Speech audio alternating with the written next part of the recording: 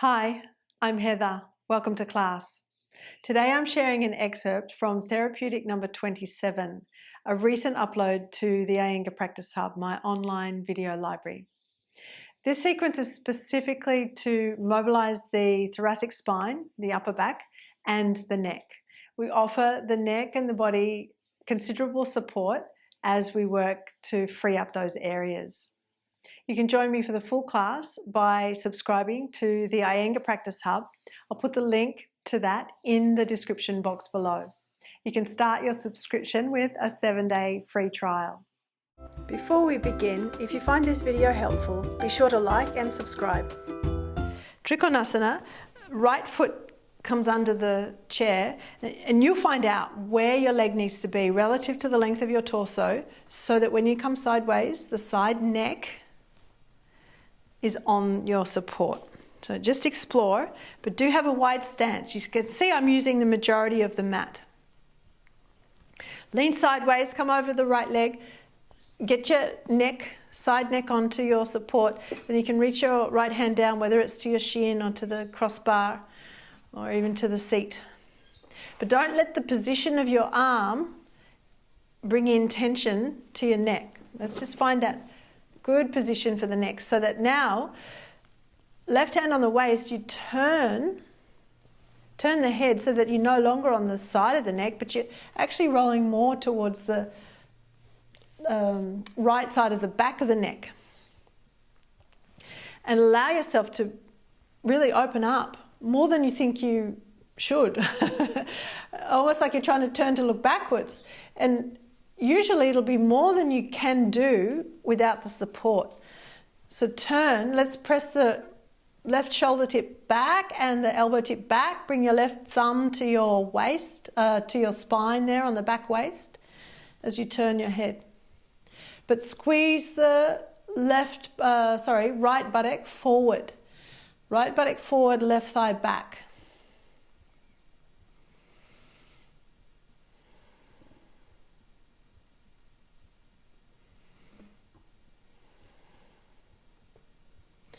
And because we're supported, perhaps we can stay longer than we normally would. Can you find ease in the neck?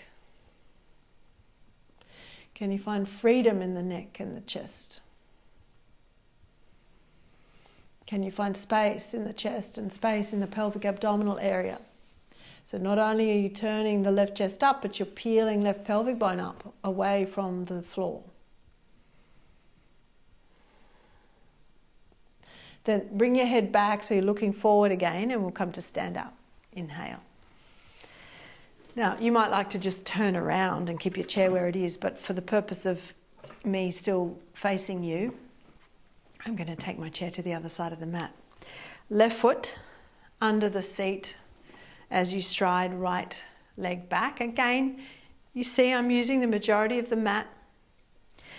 And then find out, is your chair in the right spot? Maybe you just move the chair rather than moving yourself. So you start with the side of the neck supported, but then we're wanting to come onto the back side of the neck so that it's the left side of the back of the neck. But let's work out where your top hand is. Bring your right thumb to the spine so that your elbow tip presses back and your shoulder tip presses back as you spin your chest up. Then look up towards the ceiling. Keep turning the head, but allowing the neck to feel supported so that there's less muscle strain to get that head turn. And then you're squeezing the left buttock forward, keeping tone in both legs. Make sure that the kneecaps are gripped, quadriceps are working. And as you're pressing the right thigh back, peel the right pelvic bone up away from the floor, away from the left groin.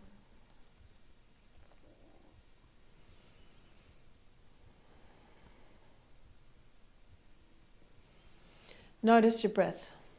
Breathe into that upper chest. When I say upper chest, I mean the right side chest that's facing the ceiling, turning to the ceiling.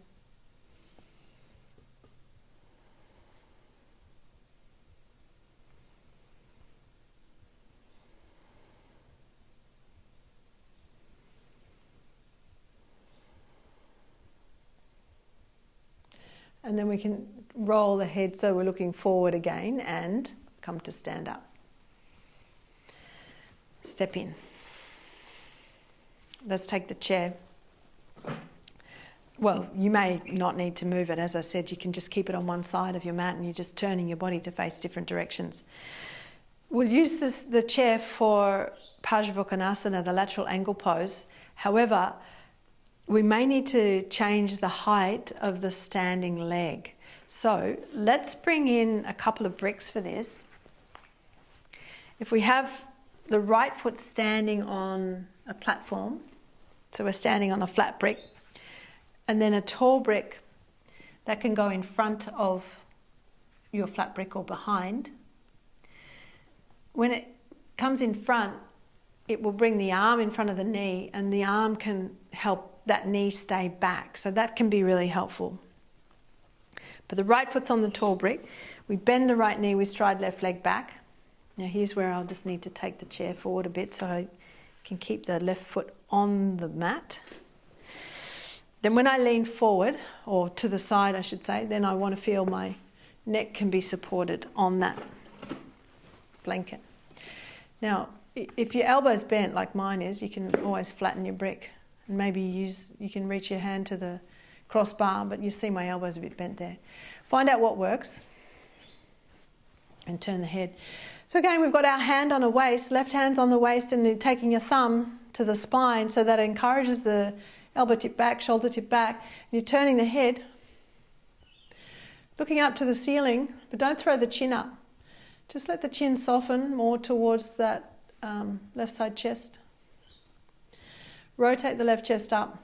Press both knees back as you move the hips forward. Squeeze the buttocks forward.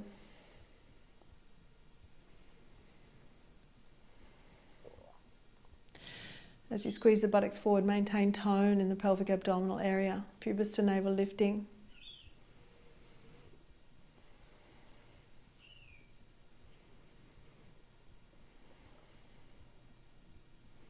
And then we can come with the head forward and we'll come to stand up. Let's swap. Again, whether you just want to turn around or whether you want to take your chair to the other side of the mat. Flat brick for your left foot. A slightly taller brick potentially for your left hand. You stand on your brick, bend the knee, stride the right leg back, and then find your way so that your neck can feel supported.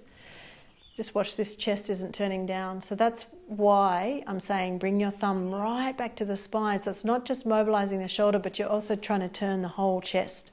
Rotate the right side chest up as you turn your head. So feel the support of the blanket and the chair under the neck to turn the head, but rotate the chest as well.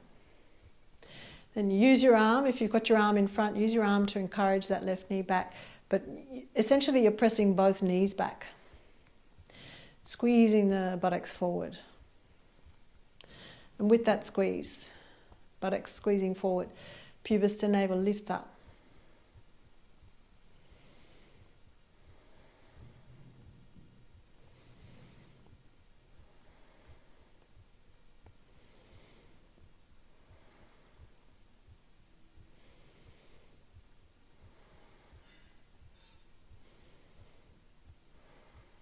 And then we can roll the head forward and come to stand up.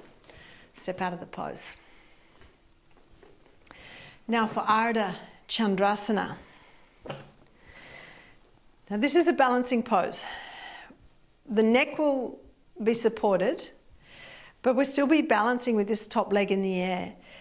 So if you feel concerned about that, then you could always put yourself such that the wall is here for your foot. You may or may not want a brick for your hand, depending on your reach, depending on your flexibility. But we're standing and balancing on that right leg, and you can reach your hand, left hand over to the chair for stability while you get yourself sorted. So you've got the side of the neck coming onto your chair, and find out where do you want your right hand to be. To the chair, to the crossbar, to the brick, to the seat of the chair. maybe your forearms on the seat of the chair, and eventually then we raise the back leg. So find out what's going to work for you. But when you raise the back leg, lift through the inner leg, press the inner foot away from the groin, peel the left pelvic bone up away from the right groin, keep the right thigh turned out, then sit your hand on the waist and bring your thumb right back to the spine so it encourages your chest to peel up towards the ceiling, then turn the head. Now this is where the balance becomes precarious, because when we turn the head, we're changing our orientation. And this could be where you feel more comfortable with the top foot on the wall, or maybe even the wall behind you, so that the elbow tip, the left elbow tip, leans into the wall to help with your balance. But can you turn your head more than you ordinarily would because of the support we're offering it? See if you can keep your neck at ease.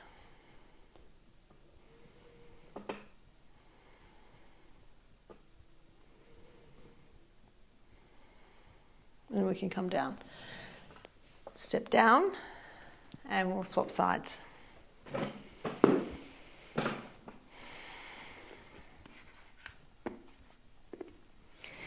Balancing on the left leg. Find out where you need to stand so that the side of the neck can come onto the blanket, onto the chair. Raise the back leg. Find out if you need to move the chair or move where your legs are. As you're lifting the back leg, you lift from the inner leg, lengthen the inner foot away from the groin, and peel the right pelvic bone up away from the left groin so that you're broadening, toning pelvic abdominal muscles and organs. Sit your right hand on the waist, but bring it to the back of the waist. Can you bring your thumb to the spine and rotate the right chest up, press the right shoulder tip back, turn your head. Turn to look up.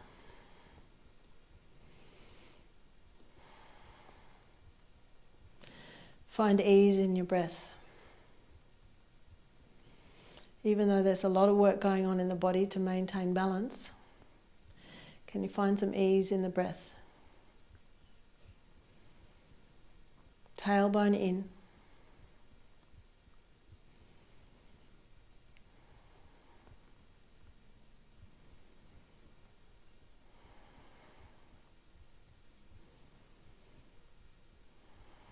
And then we can step down.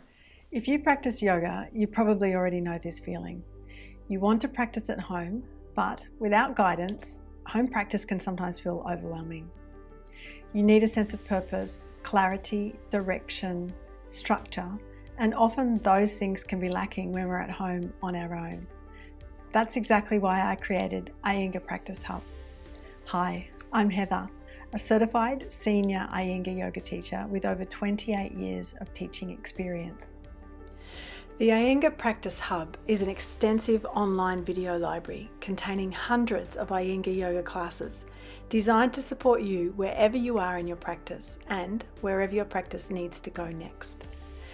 Each class is thoughtfully created, carefully sequenced, and grounded in the principles of the Iyengar method. Within the Iyengar method, we focus on precision in technique, which involves awareness of alignment and intelligent use of props. Timings or holdings of the poses for a specified length of time. Repetition, which builds strength, flexibility, and clarity in action. And sequencing, the way we work toward a posture, along with the way the whole class is designed. This isn't just a collection of videos, it's a structured, living resource you can return to again and again. All classes are organised into 20 clearly defined categories, making it easy to find exactly what you need, whether that's arm balances, standing poses, twists, forward bends, therapeutic classes, focus on hips, back bends, or restorative classes, to name a few. Within each category, you'll find enormous variety, so your practice never becomes repetitive or stale.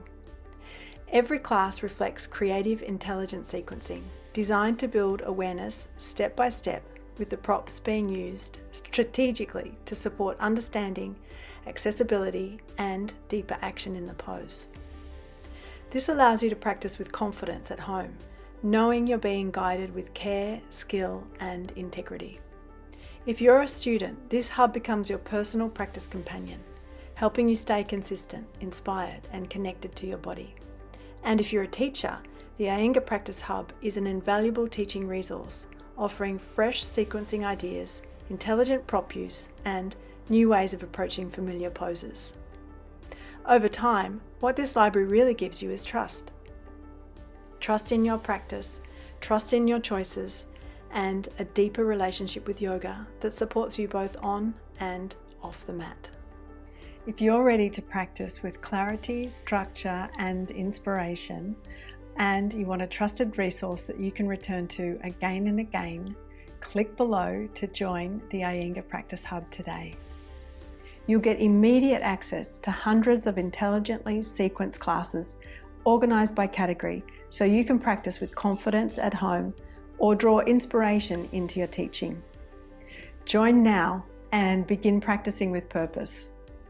For full-length classes, check out the Iyengar Practice Hub, heatherkitchenyoga.com. The link is in the description box below.